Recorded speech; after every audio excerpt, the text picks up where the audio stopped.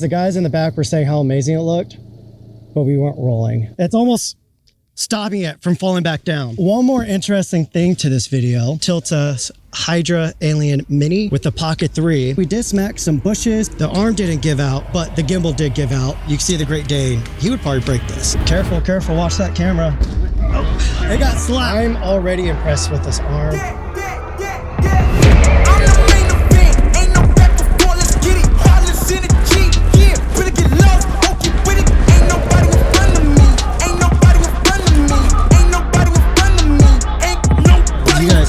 We have two chances to do this. First chance, we didn't click record.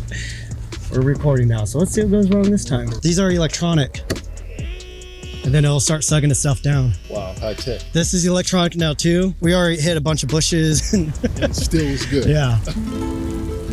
We're here at the arm setup. I'm gonna show you guys some pointers. First, big point, you got to get some spray detailer type stuff. When you use suction cups, you need to make sure your shit's clean. Even though I did a car wash, I'm still going to go and really rub it down because we do not want any of our suction cups to pop off. I want to push those electronic suction cups and the dovetail kit to see if it can hold up. A little bit nerve-wracking, but you know, that's the joys of YouTube. We get to do things we shouldn't be doing. Let me show you how this works. This might look intense and complicated. We already had it pre-rigged out at the house.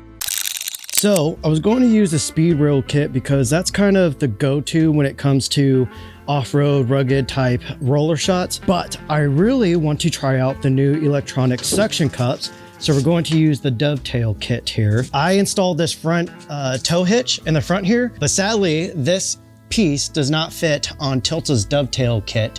So I asked if they can make something like this. It's just a standard speed rail kit clamp with a dovetail attachment piece on there. Since we can't do that, we're going to try the dovetail kit here and see how it handles off-road. The issue is with roller shots on the Bronco with the stock Badlands edition suspension, it's very stiff suspension. All that gets transmitted into this system here. So micro vibrations on this Bronco specifically with the Badlands suspension, we see a lot of it. So for tomorrow, we'll be running just the RS4 Pro with the new Lumix S1R2. We might do Atlas Mercuries. I might do my Blazars because these are long-term loaners from Atlas. I would hate to destroy one of them. I think we're gonna use the Blazars again. They're affordable, the Blazar lenses. That's the joys of it. The Mercuries, you know, overall, you'll get more quality. Anyways, that's a different video. These new electronic suction cups. We have one right here. This is holding everything up right now. You can see there's a little screen right there. But right now, this one's turned off. So I'm just gonna double click, hold down on the second click. You hear the electronic motors. This is what's cool about this. The Tilta remote, I will be able to monitor the suction cups and see if one of them popped off. It'll give me a warning on the remote. But since we're at 86% suction, I'm gonna press down a little bit more. Now it's 100%. So I figured out that's the quirk with these. You could press down once and it'll suck itself on, but it never goes to 100 until you do a little bit of a last little push onto there. I have no idea if this is actually gonna be able to hold this arm. I've been assured it will. Again, the issue is though, we're going off-road. We're chasing a Cowboy. We might do some truck shots. Oh, that was so good, man. Let's do playback. Let me see if Chris needs it. The camera was not rolling. Are you kidding me? Yeah, I'm not kidding you. Are you kidding me? I don't see the grid around the bar. They said it was amazing. Camera wasn't rolling. God damn it. So we got one last one. This is the issue when it comes to small team, run a gun type stuff is one little thing. Everything else is working perfect.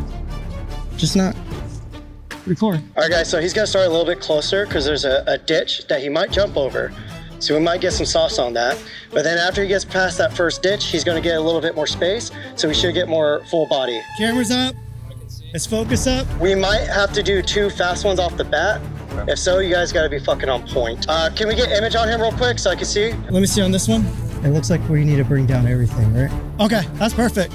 So guys, this is usually why I like to mount the camera directly to the front of the Bronco, because even on this situation, Chris is walking back right now, we would be able to film that way easy. So the fact it's over on the side, personally, I don't like filming Cowboy stuff like this just because, you know, kind of limits our options. We're all pretty impressed, but again, we won't know until we get back and look at the footage how smooth it is. You can get your own speed and we'll just try to keep up or slow down, speed up. Yep. I'll push it. And as far as like,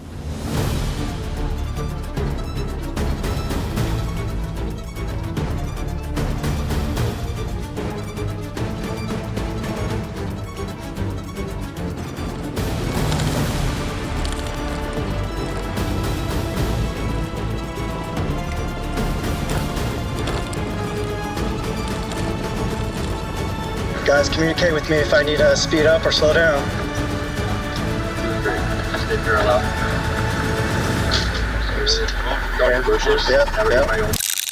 If I can do it, trust me, you can do it. You can see we have a back plate down over here, 2 suction cups mounts from there, and then our 3 pieces from here attached to there.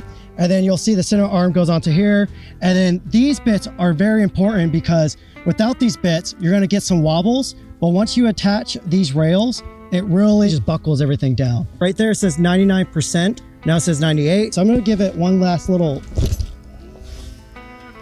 and now it's down to 100%. That thing's not going anywhere. All right guys, so here's our arm. I have the extension plate on here. So you can see, you could attach the arm directly to the dovetail there. The reason I'm using this extender though, is because the camera would hit the tire. You guys can see how close we are to this front tire. It's gonna be a little sketch on what we're doing. We might destroy everything, we'll find out. But this extender helps bring it out, so it's not gonna hit our tire, hopefully. We'll find out. You can see it's actually kind of light. It's not a feather, obviously, but it's lighter than it looks. The first safety measure, all of the dovetail railings have this little safety points right here. If you press the top in, it clears those. On top of that, some of the mounting points also lock into every hole that's on this rail right here. So in order to bring it down lower, I gotta press this in. And then if I let go, it snaps in. So even if I don't tighten it down, there's still a safety measure on there. You see we have V-mounts on here. This is what's going to power the arm, the gimbal, and we can even power the camera from here. Our V-mount plates, we have a D-tap port, we have a 2-pin port on there. On the bottom side here, we have the same ports plus a Type C. So we'll actually be powering our Tilta focus motor via that port there. This side also has all the same attachments. You want to use 2 V-mounts to keep it balanced. And here is our setup. We are using the new Lumix S1R2 with the Mofage Poco going into the Blazar Remus 125mm. I don't know if you guys can see this out here. This road's pretty damn bumpy.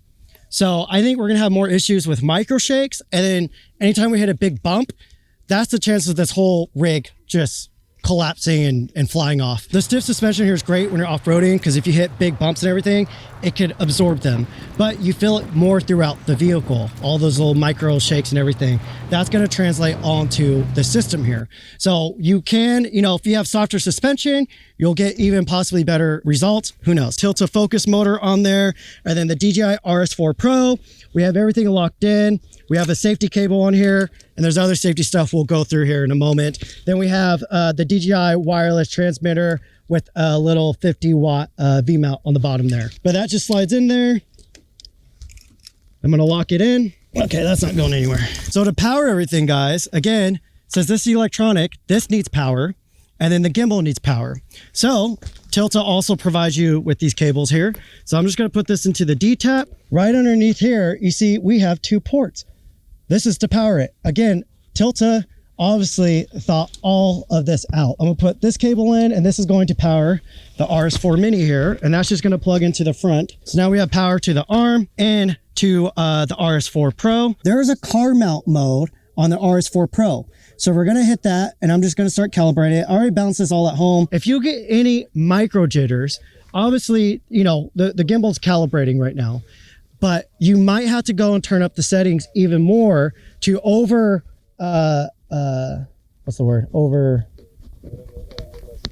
to compensate. for, you know, the intensity that we're about to throw at this thing. So that's all set up for now. We'll see how that goes. Now, let me show you guys how the dampening works on here real quick. You see, we have this little protector over the screen here. I'm gonna lift that. I still got the tape on here. Oof. We have dampening and we have a light, medium, and heavy. We have a pretty light setup here, so we're gonna start on light. The dampening is how, when this is gonna be swinging back and forth, how it falls. So I'll loosen it all the way up so you guys can see what it's gonna do. The dampening set to 0 right now. And you can see there's some swing. So again, this is what's magical already about this. On traditional arms, when this swings, that had space to just go wild. There were ways that you could adjust it, but there's only so much you could do. And when you're going off-road, you can imagine this thing's gonna be bouncing. It's gonna be getting close to that tire there. It's gonna be doing all of this. And without the dampening, they're still doing some sort of a dampening, but without that, it's free to go wild. I'm just gonna turn this all the way up to 100 so you guys can see. It's almost stopping it from falling back down. Obviously, that's too intense. That's for larger setups. This will run a Ronin 2 and all that. We'll get into that later. But I'm gonna go to 35. So as this is getting tossed around, you can see our camera's really not moving much. And if we're swinging back and forth like this, you can see it's gonna do a freaking fantastic job at doing what this arm is supposed to do. So the new electronic dampening, game changer. I'll show you guys later too how, you know, when we're actually rolling from inside the vehicle, how you can change it live without having to get out and touch it. We're gonna add one more interesting thing to this video. We're gonna utilize Tilta's Hydra Alien Mini with the Pocket 3, and we're gonna rig it somewhere on the side here and try to get similar shots to this. We're gonna see. I have no idea this is gonna be able to hold up to this. This is a full-on anamorphic pro setup, one of the latest and greatest new cameras, latest and greatest new arms. It's gonna be really interesting. If this, I don't know, we'll see. I don't even think we have enough people to man this. So it might just be free balling. We'll find out. I'll put links to everything. This detailer will really freaking help when it comes to all this stuff here. This is literally the same suction cup that comes with this whole arm system. So it's doing its thing. You can see I can immediately let it go. We also have an isolator for the Pocket 3. This is one of the issues previously with a similar shock absorber arms for the Pocket 3 is all the micro jitters when you're off-road, they all get translated. There's a lot of jello on the Pocket 3 for stuff like that. So Tilta created, this is their original prototype, but that simply just clicks into there. Pocket 3 just slides in through the top right there. And then we still have access to thumb grip and record button. So you see that's tightened down. That's not going anywhere. And now we can adjust our arm here. I'm gonna let this down a little bit. I'm gonna raise this arm. So obviously we wanna try to just get the Pocket 3 even with the horizon there. And there we go. So you guys can see, that's what our Pocket 3 is gonna be doing. We have a pretty similar setup that we do to the Hydra Alien Pro. So I'm just changing the dampening here. So if we go this, you see it return to center. And then if we do the drop test, returns to center. Let's increase a little bit more. There, a little bit too much bounce. I'm gonna go back. So there's our setup for there. We'll see how that ends up going. Now this thing's good to go. The beautiful thing of the Pocket 3 is, you know, with this setup, we have a whole separate wireless system, wireless monitoring, wireless gimbal control. With the Pocket 3, I just open up the DJI Mimo app, do everything from there. So I would say if you're someone that doesn't need crazy image quality, just freaking get the Pocket 3 with that arm. That thing's gonna be capable of so much. I turned the Pocket 3's lens onto this setup because it's gonna be hard to actually get shot of Chris running because there's bushes all between us. So the Pocket 3 is just gonna film the Tilta arm, but I'm gonna boot everything up here. So when it comes to actually balancing this arm out, you want to make sure it's perfectly horizontal to your horizon out there. I could decrease it and you can see we have too much slop. So it's not doing the job it's supposed to do. So now I'm going to tighten it back up. I'm going to raise it a little bit. There we go. So you see when it gets hit, it's returning back to center and it's not overcompensating too much. I'm going to do a drop test. So you see there's almost zero bounce.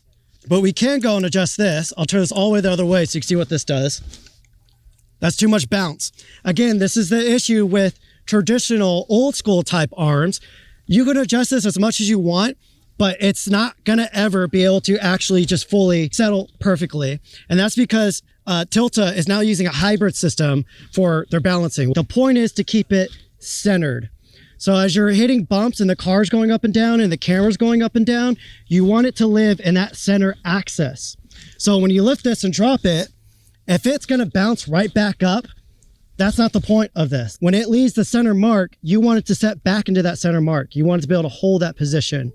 So when it comes to micro vibrations, again, my Bronco suspension is incredibly stiff. So all of those little micro shakes are going to translate all the way into here. But these isolators are going to help take a lot of that away, but you still got to turn up your motors to compensate for those micro vibrations. So again, we did the auto calibration. We'll do a test run like this first to see what needs to be adjusted. I'm doing our safety strap here.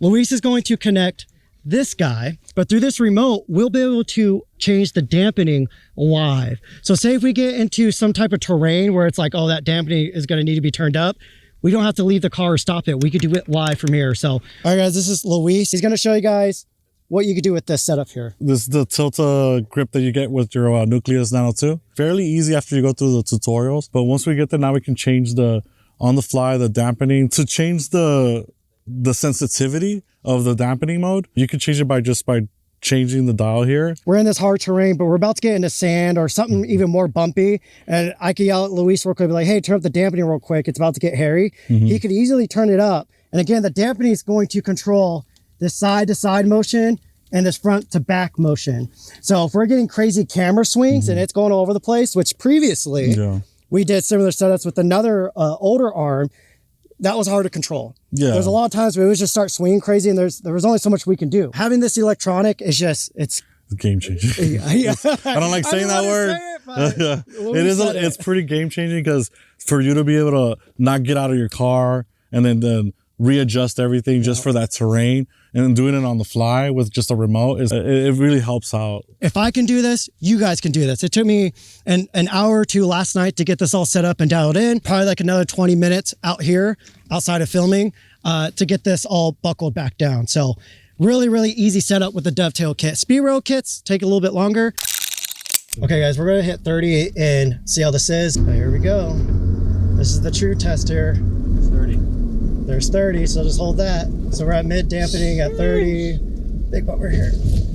Honestly, guys, that arm's barely moving. That's crazy. That's wild. Honestly, people are scared to drive other people's cars with rigs and stuff, but I'm gonna push it a little bit. You guys ready? So guys, right now we're doing 35. There we go. It's smooth. I don't think we're gonna be pushing this arm to its limits today. Let's see. That was so... Wow, it looks good. I've never seen one of these arms be that smooth. Let's get out real quick. Obviously, we're all watching the big arm. This thing was holding up. I am pretty impressed. Obviously, you know, we have everybody's paying attention to this, so I have no idea what this shot looked like, but yeah, it's still rolling. Check our suction cups. I'm just gonna, hold on, do it here. So this one's at 89, this one's at 99, this one's at 100, this one's at 100. Now let's check the bottom one here. That's at 100. The optics of this, you're like, is that gonna hold a Ronin 2? This is nothing for this setup here. Yeah, this is cool. So guys, from the back of the monitor, I'm not really seeing any micro jitters, but my fear is, you know, once we get on a bigger screen, if we'll get some. So we kind of messed up by not bringing any laptops. Start calibration. Is it clear enough for you to get some speed over there? I would say on the other side of that large bush. We might need you guys to, well, Connor, we need you in here. But I think this is gonna be our runway right here. This is pretty smooth.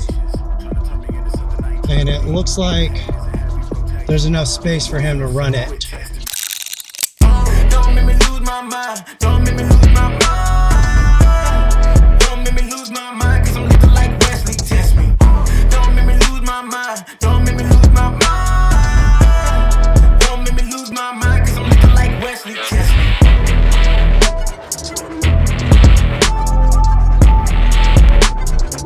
Cause I'm looking like Wesley, test me.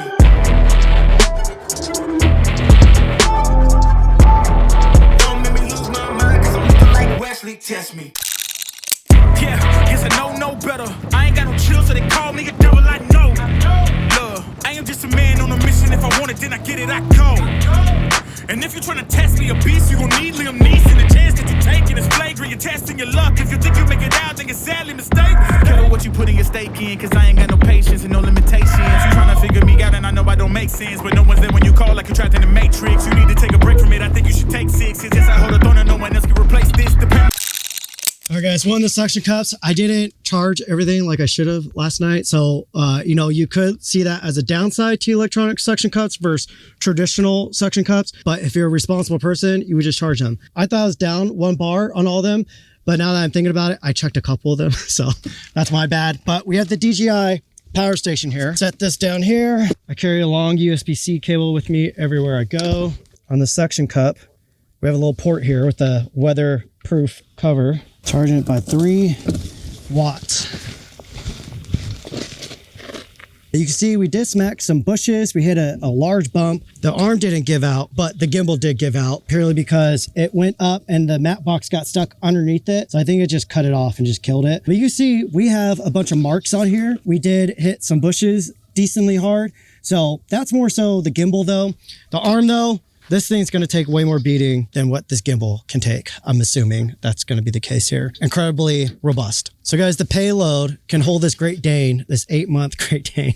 This thing can hold all the way up to a Ronin 2. At first, I was like, could it actually hold that? After testing this, and we have everything, we have the dampening turned down 35, we're on light right now. I'm pretty confident this will be able to handle a Ronin 2. That's pretty shocking. Also, the price point on this, I think, you know, when I first saw it, I thought this is gonna be like $6,000. I think this thing is like under $2,000. I could be wrong. I'll put the number up here, but that's even Jericho's making a face behind the camera. This is incredibly affordable. I don't know how they're doing that. Even the Hydra Mini for the Pocket 3, I think this whole kit, the electronic suction cup, is like 150 bucks or 125 bucks, something like that. I don't know how Tilta's doing price points like that, but yeah, you can see the Great Dane. He would probably break this, but there's a big boy.